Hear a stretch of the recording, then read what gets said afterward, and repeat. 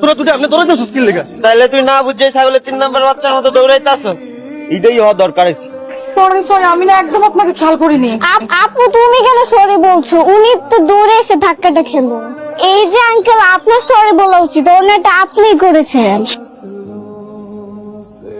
ওরে গুলুগুলু মিষ্টি আপু, তুমি রাখলে তোমাকে অনেক মিষ্টি লাগে। এই জন্য তো কাউকে ভাইয়া বলে ডাকি না, ভাইয়া বলে ডাকলেই সমস্যা। সারিকা আপু। ও আচ্ছা, এই মিষ্টি হাসি আপুটার নাম সারিকা আপু।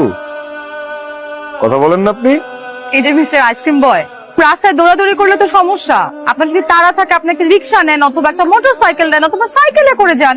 রাস্তায় এরকম দৌড়াদৌড়ি করলে তো জনসাধারণের সমস্যা হয়, তাই না? প্রথমেই ভালো লাগলো আপনি কথা বলতে পারেন, সেটা যাই না। দ্বিতীয়ত, আমি বাসা থেকে বেরোলে সবসময় গাড়ি নিয়ে বেরোই, কিন্তু আজকের ঘটনাটা ভিন্ন। যখন শুনছি বন্ধু হাসপাতালে, আর দেরি করিনি, খাবার টেবিলের থেকে ওটা দৌড় দিচ্ছি। সরি, আমি